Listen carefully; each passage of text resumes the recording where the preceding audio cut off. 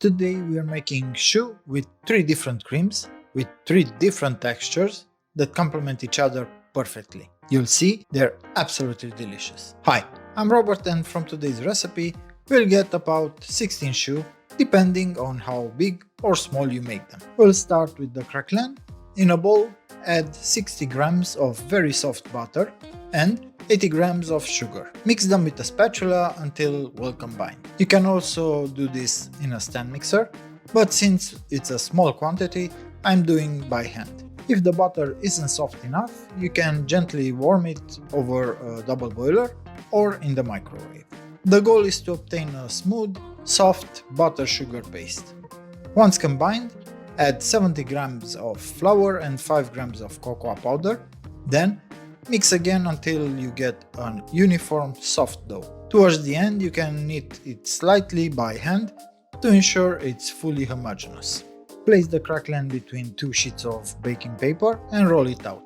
It should roll easily since it's so soft. Aim for a thickness of about 1.5 to 2 millimeters evenly across the surface.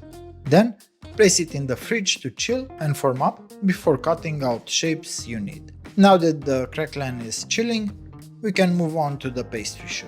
In a saucepan, combine 100 grams of milk, 100 grams of water, 100 grams of butter, 2 grams of salt and 10 grams of sugar. Heat gently at first so the butter melts before the mixture starts to boil. Once everything is melted, increase the heat and bring to a boil.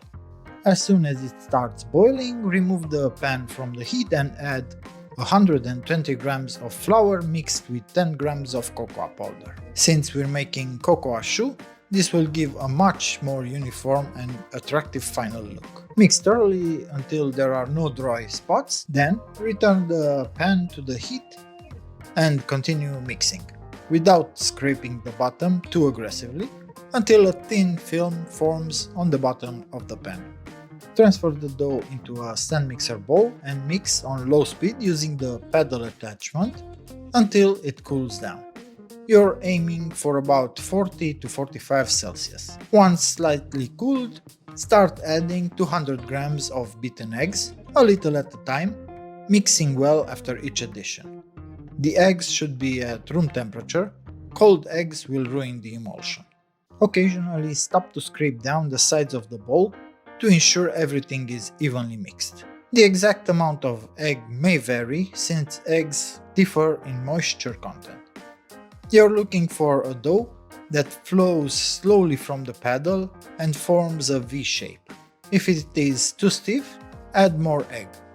If it's too runny, there's not much you can do, except possibly mix it with a firmer batch. Transfer the dough into a piping bag or a bowl and let it rest for at least 2 hours.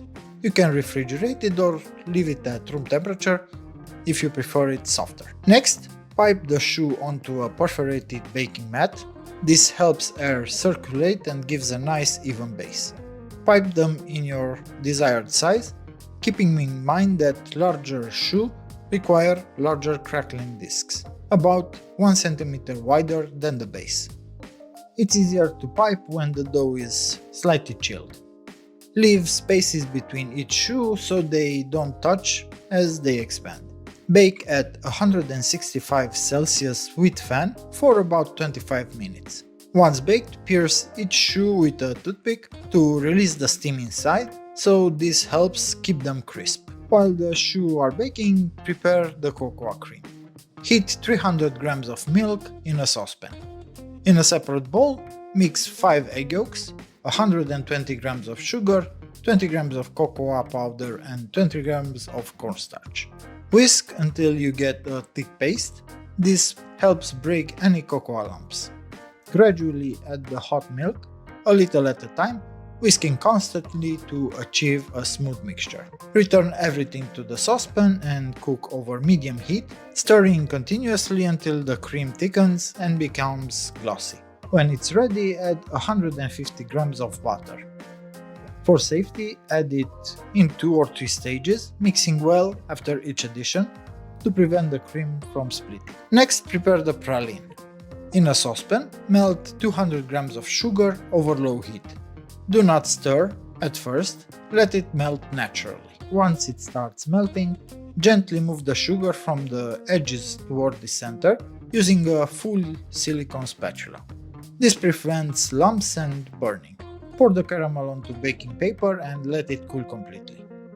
Once cooled, transfer it into a blender and add 200 grams of roasted hazelnuts. If your nuts aren't roasted, bake them at 160 with fan for about 10 minutes beforehand. Blend until you reach your desired texture, either smooth or slightly crunchy.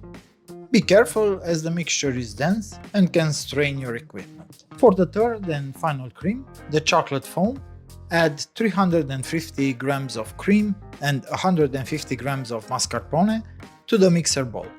Separately, melt 75 grams of dark chocolate, around 55% cocoa, with 75 grams of cream to make a ganache. While still warm, add it to the bowl along with 30 grams of powdered sugar.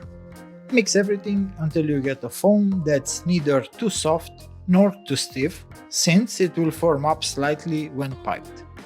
To assemble, cut a lid off each choux, leaving enough space inside for filling. First, add the cocoa cream, then a layer of praline, and finally, pipe a nice tall swirl of chocolate foam on top. Place the lid back on the choux. And that's it.